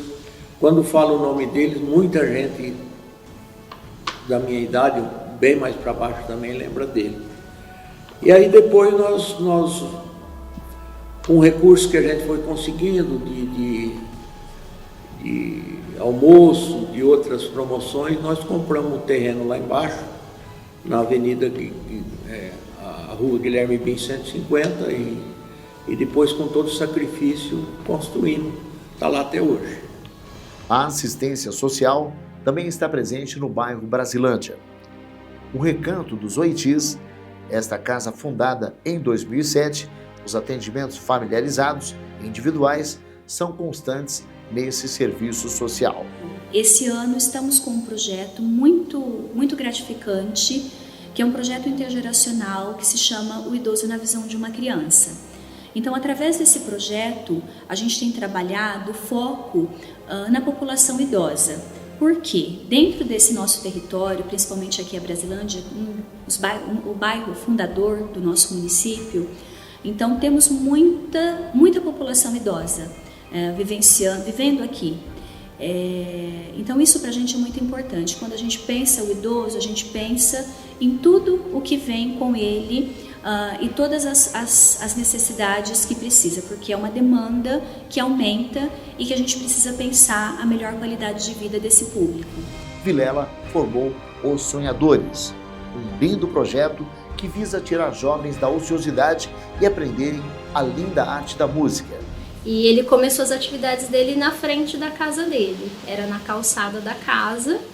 E aí, aos poucos, eles foram conseguindo mais parcerias, as crianças foram se interessando mais, foram aparecendo mais crianças, e aí eles precisaram já de um espaço, né? Então, eles conseguiram uma parceria com uma chácara, depois foi para uma chácara, depois a Escola Barozzi teve uma parceria também com o projeto e cedeu uma sala da escola para que eles pudessem aprender os instrumentos, até que a gente conseguiu essa sede que fica na rua João Batista Lacerda. E as festas? Todos que residem em qualquer lugar sabem da necessidade deste entretenimento para a população. As ruas de Brasilândia eram movimentadas. Tais lembranças permanecem na nostálgica memória de seus moradores, sobretudo daqueles que utilizam de sua sensibilidade para viver, como o professor Ludecir. Você conhece? É meio difícil, né? Mas se falarmos do professor Tim Marques, aí você se lembra, né? Brasilândia era, claro que ainda é boa, ainda é gostosa de se viver aqui, mas era mais movimentada, né? Era mais... Claro que isso aí atingiu tudo hoje, o Brasil todo é assim, o jovem não tem mais uma diversão, não tem mais um piquenique para fazer, não tem mais um fute, porque naquele tempo tinha fute, né? Era a época da fonte voluminosa, né? Então que gostoso que era aquela fonte, né? Todo mundo ficava girando ao redor da fonte, né? Para tentar paquerar, arrumar namorada, e eu ali no meio também, né? Isso aos sábados, porque aos domingos a gente ia para a praça, né? Lá pro centro, né? Pro centro da cidade, porque lá também tinha. Mas aqui era muito mais movimentado. Quantas discotecas, né, que a gente ia por aqui, encontros de jovens, tal, de domingo à tarde, né, tipo assim, eu tocava na missa de manhã, né, aí depois do almoço vinha para a praça porque eu sabia já que a namoradinha ia estar, então, mas aquilo era muitos jovens na praça, né, todo mundo se paquerando, todo mundo batendo papo e tal. Hoje dispersou isso tudo, mas não é culpa da Brasília, isso é culpa, né, de um país todo. Tudo mudou hoje, a transformação. Hoje é só a internet, né? A juventude hoje está lá, não sai mais de casa para ir para a serra, mesmo porque às vezes não tem opção. Já que não tem opção, então, celular, né, internet. A escola da Brasilândia hoje tem o nome do fundador da antiga vila, Carlos Barozzi. O segundo grupo escolar de Fernandópolis surgiu no ano de 1946. Na época, era comum as escolas receberem o título de Grupo Escolar ou GESC, Grupo Escolar Brasilândia.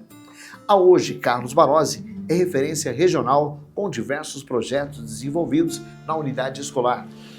A escola Carlos Barozzi está funcionando hoje com 3 segmentos, né? A gente tem então o ensino fundamental 1, ensino fundamental 2 e ensino médio.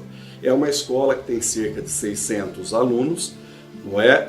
E à noite existe o funcionamento da ETEC, a escola técnica, que funciona no período noturno. A escola Belvin Jones, ou a escola agrícola, como é popularmente conhecida, é a única municipal a atender o ciclo 2 do ensino fundamental. Fundada em 1998, esta unidade escolar atende alunos em período integral, muito antes de o Estado colocar o programa em toda a unidade federal, das 7 da manhã às 4 da tarde. Os alunos, além de aprenderem a base comum, participam de oficinas relacionadas à escola agrícola, agricultura, zootecnia, fruticultura e outras atividades. Que era mantido pela instituição Lions Club.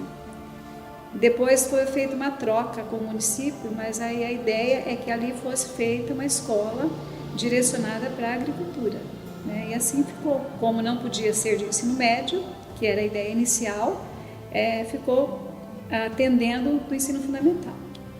Olha, é uma escola que acolhe alunos de toda a cidade. E nesse meio, vem alunos de todos os lugares.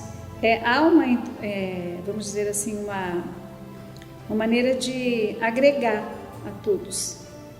E com isso, nós temos assim alguns outros projetos. Por exemplo, nós temos a fanfarra, que é a menina dos olhos da escola, né? Os alunos querem participar, né? Então, eu acho que a fanfarra é uma das formas de estar fazendo com que eles se respeitem, né? Eu espero que esse projeto continue, né? Porque não é fácil para a gente manter. Nós não temos pessoas especializadas, então são funcionários da própria escola que fazem esse trabalho.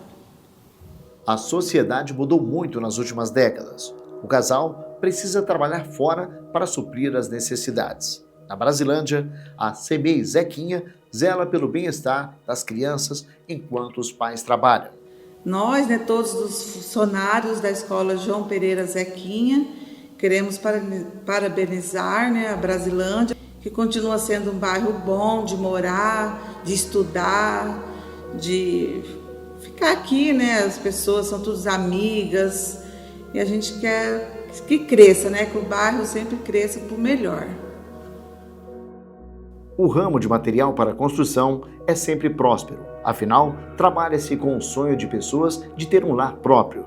No ano de 1980, Elídio Esgote e Olavo Esgote, com visão empreendedora, instalaram na Brasilândia o comércio que movimentou o bairro, pois, longe do centro de Fernandópolis, os moradores tinham a opção de adquirir produtos em contato direto com a direção. Tudo começou aqui em Fernandópolis, começou pela Brasilândia, pelas histórias que a gente conhece.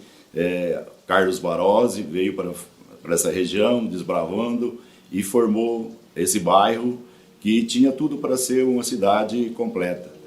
E depois veio Joaquim Antônio Pereira e dividiram a cidade. E Brasilândia permaneceu e está até hoje um bairro completo, tem de tudo nesse bairro, um bairro bom para se viver e agrega as famílias. Eu acho que isso é importante, resgatar a história, contar e mostrar para toda a região, para toda Fernandópolis, que tem um bairro unido, que trabalha em prol do bairro e também para o crescimento da cidade no total. Eu me lembro, eu fui criança, fui criado aqui no bairro, era um bairro assim, bem humilde, sem estrutura nenhuma. Me lembro quando chegou a luz elétrica, morei aqui ainda não tinha luz elétrica, foi desenvolvendo com luz elétrica, o asfalto, a praça era uma praça muito antiga, muito humilde, e foi se remodelando. Hoje temos uma praça muito moderna. A igreja foi construída em 1940, me parece, uma igreja modelo em toda a região, o estilo dela. Então é um bairro que agrega bastante variedade, coisas diferentes de outras cidades e de outros bairros. É um bairro completo e bem desenvolvido hoje no nosso setor. Fernandópolis é chamada carinhosamente de capital da moça bonita. Nos tempos glamourosos de concursos de beleza, a TV Tupi, primeira emissora de televisão do Brasil, de olho na beleza das jovens interioranas, resolveu convocar sua equipe para revelar os encantos das jovens do hoje Noroeste Paulista. Em 67, os diários e emissoras associados resolveram convidar cidades que chamavam da Alta Araraquarense, que hoje é Noroeste, Fernandópolis, Neves Paulista, Votuporanga, Rio Preto. Fomos convidados para escolher uma representante de cada cidade participar do concurso Miss São Paulo, em 67, junho de 67. E aí eu fui escolhida. Representei a nossa cidade, fiquei um ano cumprindo os compromissos, tudo. E há pouco tempo fui convidada para doar as peças, faixa, o vestido, tudo que eu tivesse relacionado ao concurso, para fazer parte do Museu do Barozzi. E eu estou organizando, já entreguei a faixa e o restante eu estou organizando, porque eles querem mostrar para os visitantes, quando tiver organizado, e as crianças, para saber a importância de ser representante da cidade. Foi a primeira vez que Fernandópolis foi convidado, que participou, foi a primeira Miss. E isso foi importante para a nossa cidade, ser divulgado o nome da cidade, o pessoal conhecer na televisão, que já tinha, Durante muito tempo, a juventude saía aos domingos de Brasilândia a bordo de uma condução com o estranho nome de mijoleta. Pesquisamos e sequer foi encontrado o significado deste termo um tanto quanto diferente. Mas, para melhor definir esta condução, ninguém melhor do que o seu condutor. É o nome que ela tinha. Ela cabia 8, 10 pessoas. Ela não tinha porta. Ela entrava e saía dos dois lados. Ela entrava para cá, saía para lá, não tinha porteira. Então eu fazia noite com essa bijoleta para Brasilândia, para Vila Pereira, no cinema que era do Primo Gelucci, o cinema. Como afirmava o inesquecível Oliveira Neto, o esporte faz a massa vibrar. É inegável que a paixão do brasileiro é o futebol. Quando se pergunta do nome do estádio de Fernandópolis, dizem que é o antigo John Kennedy, ou Cláudio Rodante, Ninho da Águia ou Arena Flash. Mas os moradores da Brasilândia tiveram tradicionalismo no esporte mais amado do Brasil, o futebol, que teve, em épocas distantes, histórias inesquecíveis. Tem história que eu sou fundador do Santo Futebol Clube, do Santinho, né? Um time famoso que tinha aqui na Brasilândia. Tinha a Brasilândia, tinha o Palmeirinha e tinha o Santinho, né? E eu era presidente e fundador do Santos. E não perdia para ninguém, né? Fazia passeata, o Zé Gordo, o velho Gazola, o Ivo Barozzi mesmo, essa turma toda, o Rocão, o Zé do Bepe, que é o José Fernandes Parra, né? Fazia passeata, lotava o ônibus, e nós ganhávamos, para onde que nós ia, nós ganhávamos todo mundo.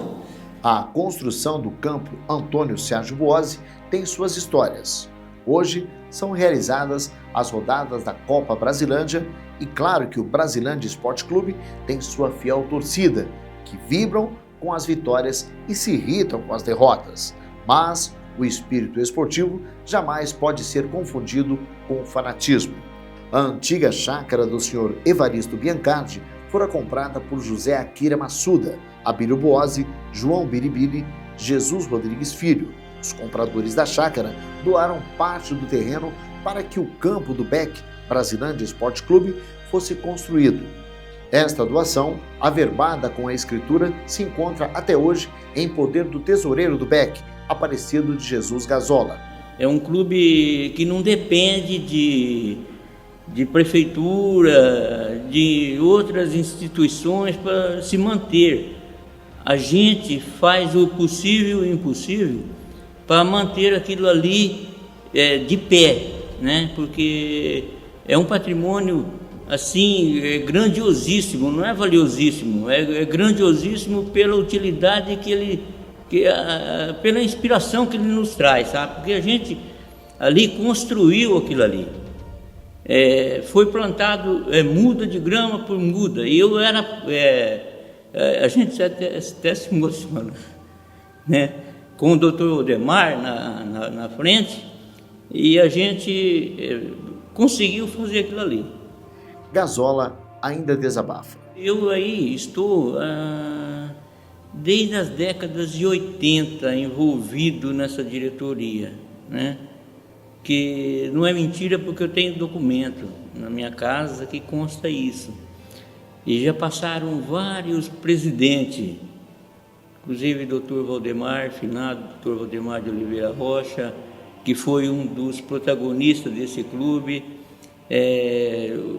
José Lino Imamurian, falecido, Jesus Rodrigues Filho, várias pessoas, Abílio Buozzi, José Akira Massuda, Jesus Rodrigues Filho, né? E várias outras pessoas que a gente não tem na memória. Mas hoje a gente mantém isso aí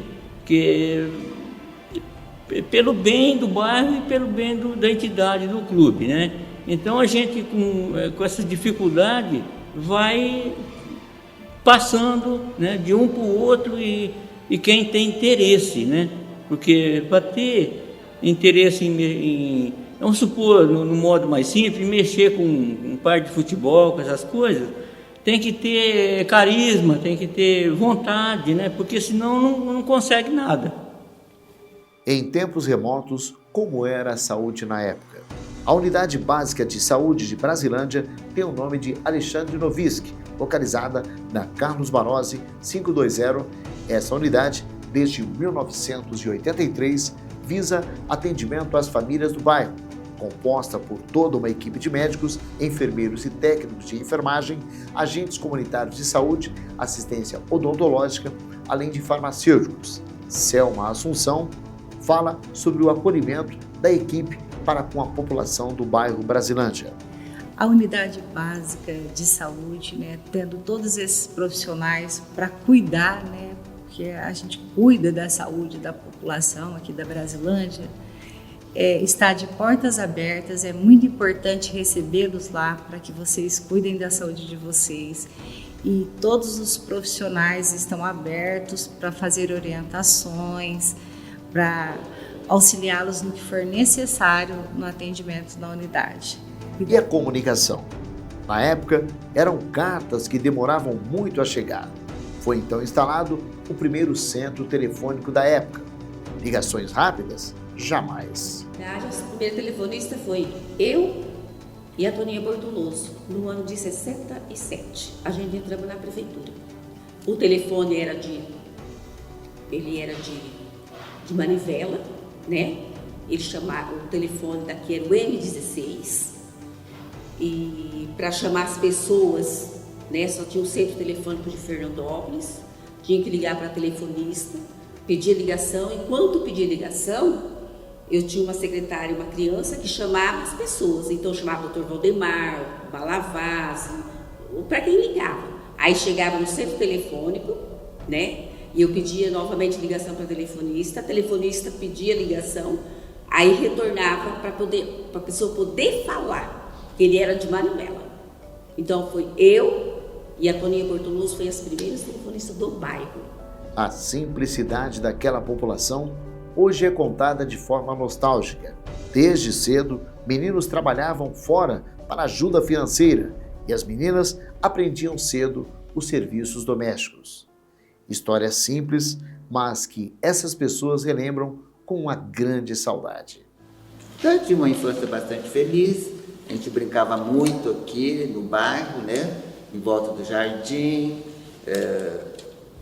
corria essas brincadeiras de criança, Os pais ficavam todas em frente das casas, conversando à noite, Principalmente as mulheres, e as crianças ficavam brincando na rua, Era uma coisa assim bastante descontraída. Quando eu, com um colega, pedi para minha mãe falar com meu pai e dar o dinheiro para a gente comprar uma bola de capotão. Porque toda criança tinha, mas de meia, disso e aquilo, mas nós queríamos de capotão. E a minha finada mãe, ela sugeriu que a gente colocasse para chocar uma galinha e posteriormente vendesse os frangos para poder comprar. E meu pai, na época, que ele não estava em condições de dar o dinheiro para a compra da bola. E esse meu amigo era Orlando Risato, hoje falecido. E fez há 8 meses, 9 meses, depois que os frangos cresceram, nós vendemos os frangos e compramos a bola. Aqui era praça, eram uns bailezinhos, passeava na praça. E tinha muita assim, bailezinho nas casas, brincadeira, aparelho de som, aquelas vitrolinhas antigas, põeva o disco lá e a turma dançava. E eu estava sentado nessa cadeira de engraxar, aquelas cadeiras altas, que a gente põe os pés e a gente fica... eu estava sentado ali esperando alguém chegar para engraxar o sapato para ganhar umas moedas, E aí nesse espaço de tempo, a Casa Lisboa era aqui em cima, atrás da igreja, onde que parece que tem uma padaria, ou tinha uma padaria, A Casa Lisboa era aqui, E dentro desse tempo, eu estava ali esperando alguém chegar para engraxar. E acabou chegando o seu Ventura Felipe, que é uma pessoa que todo mundo conhece, sabe quem que é, E aí ele chegou e falou: moleque, desce daí, né? Desce daí para você engraxar meu sapato. E eu estava descendo daquela cadeira, né? Aí eu acho que ele falou assim: ó, eu vou fazer uma brincadeira com esse filho do Fiuca, né? Muita gente chamava o filho do Fiuca, o filho do Fiuca. E ele me pega e ele me puxa exatamente a botina que eu estava calçado. Mas só que ele não sabia que aquela botina era o meu cofrezinho particular, né? E voou moeda para todo lado. Eu tenho uma vaga impressão que, se procurar debaixo do balcão, deve ter moeda até hoje escondida. Dentro da humilde residência, não faltavam amor e dedicação.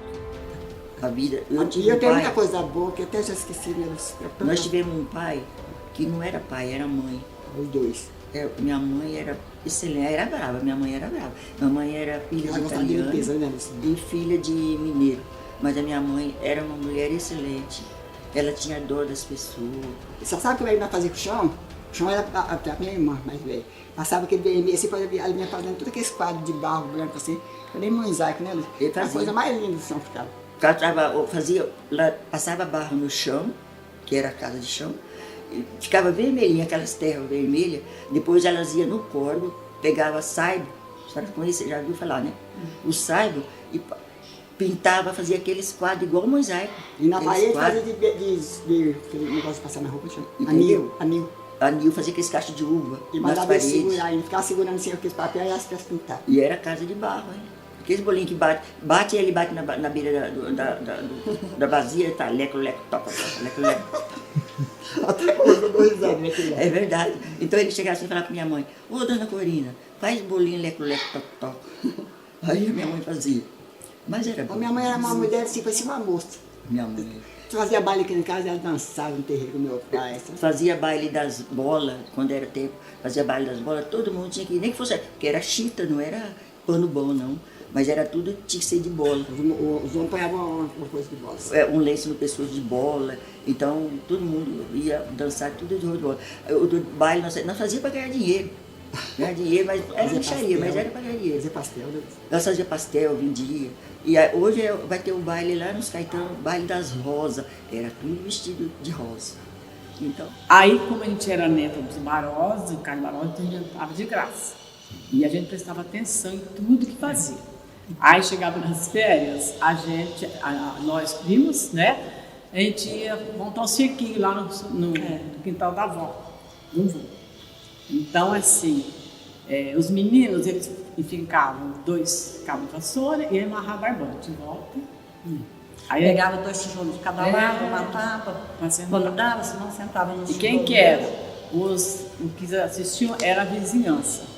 E tinha que levar 2 palitos, mas não riscava, que era a entrada.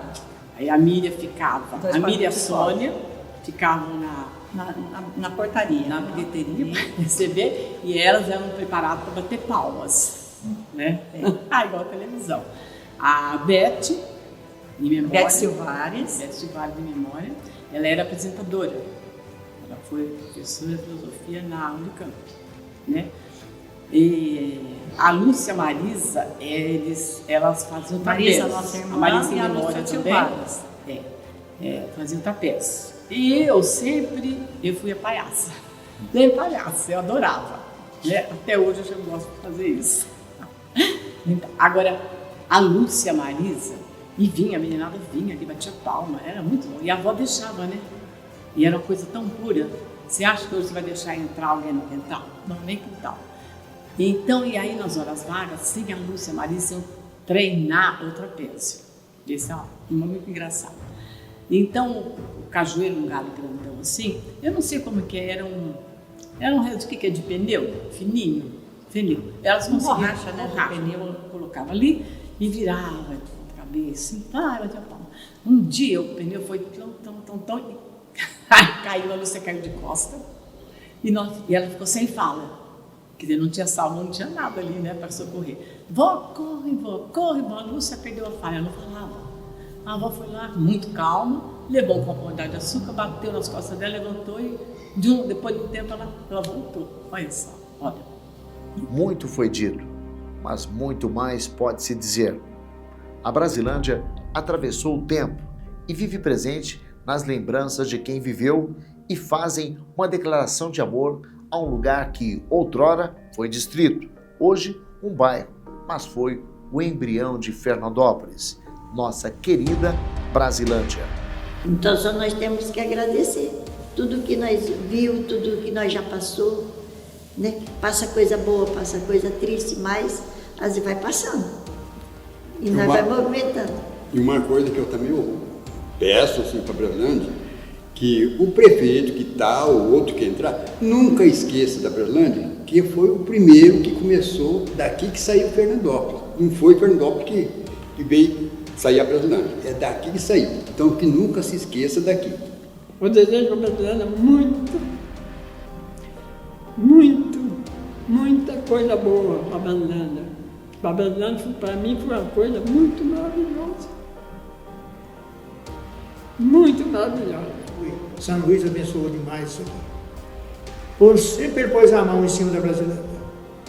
Eu gostaria muito do futuro aqui, para nós, para a população, seja um futuro bom, um futuro de paz, de muita harmonia e de crescimento, né? Porque se tiver paz, vai haver crescimento. É isso que a gente espera no futuro para toda essa população nova que está chegando aí. Que Deus abençoe, e o São Luís Gonzaga ilumina todo mundo aqui. Que Deus abençoe todos mesmo. E meu pai era muito padre, era muito católico. Ele sempre dizia 3 coisas que eu sou até morrer: católico, palmeirense e persiliano. E foi até morrer. Então é um bairro que tem muita coisa boa para dar e eu espero que só cresça cada vez mais. Eu quero que minhas filhas tenham orgulho de ter nascido, de ter sido criadas aqui na Brasilândia. A mensagem é essa: que Deus abençoe a todos, que trabalhe com sinceridade, harmonia, paz e muito amor para toda a comunidade. Parabéns, Brasilândia. Parabéns, povo da Brasilândia. Parabéns, comissão. Parabéns a todos, né, que estão organizando essa festa. Tem fé em Deus que eu vou até o fim da minha vida aqui mesmo, né? Não vou partir para outro lugar, porque aqui foi onde é que eu comecei a minha vida e aqui eu quero terminar. É que eu posso falar da Brasilândia, que eu sou fruto, né, desse bairro, que eu amo e vou viver até nos meus últimos dias de vida. Que proteja, que vai sempre em frente, né? Que mudou muito, depois que eu mudei para cá, mudou muito a Brasilândia, né? Tá bom. Olha, a Brasilândia é uma longa história, mas a gente tem que olhar sempre para o futuro e deixar um pouco, né? Só lembrar do passado, as coisas boas. Mas fico muito feliz, sendo neta de Carlos Barozzi, Honorina Bertolo Barozzi, sobrinha de Líbero Silvares, o primeiro prefeito eleito, seu pai, está aqui praticamente junto com o Carlito e outros primos, representando a nossa família. Muito obrigado pela consideração, nos convidar, muito obrigado por tudo. E que os meninos que nasceram, estão criando aqui na Brasilândia, que respeitem os mais velhos, que respeitem os professores, que é para o bem deles mesmos. Se eles tomar uma palmadinha, aceitem de coração, porque vai ser a educação deles, para eles criar também os filhos deles no dia da manhã. E desejando muita saúde a todos, ao povo da Brasilândia, e muita felicidade, e muito obrigado a vocês todos. Então hoje precisaria ter pessoas que trabalhassem mais pela Brasilândia, que melhorasse ela mais. Tem muita gente boa que mora aqui, gente antiga daqui, merece ver uma Brasilândia melhor.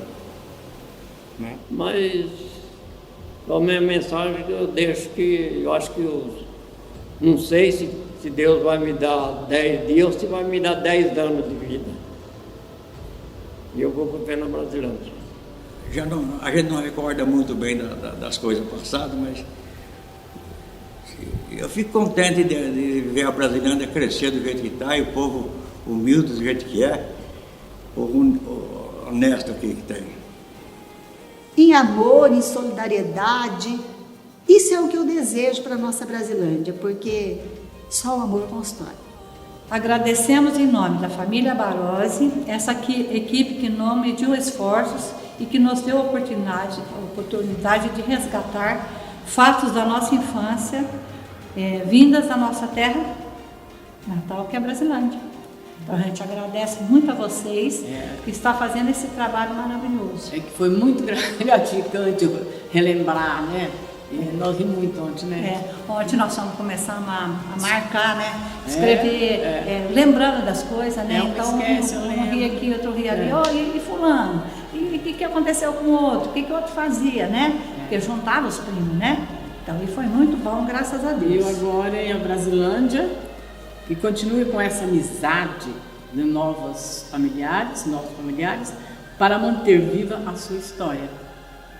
Parabéns, Brasilândia, parabéns os moradores de Brasilândia. E hoje, nós duas que moramos aqui, toda a família, né, mora fora, e nós duas que somos a história, né, dos Barozzi aqui, que estão resgatando. A gente não sabe, os filhos da gente não vai lembrar mais dessa história. Não tem, né? Não participaram, né? É que eu falo, nossa infância foi uma coisa dádiva de Deus.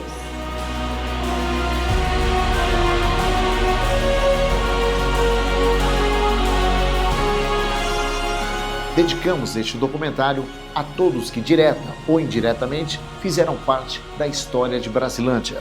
Não citaremos nomes para não corrermos riscos da memória nos trair e esquecermos de alguém, mas saibam que nosso agradecimento é de coração a você que colaborou para que este documentário fosse realizado. Mesmo aqueles que não estão mais neste plano e que colaboraram para que tudo fosse feito com esmero e amor. Que a nossa Brasilândia seja perpetuada em nossa história e no coração de cada um que dela faz parte. Muito obrigado a todos. Eu amo Brasilândia.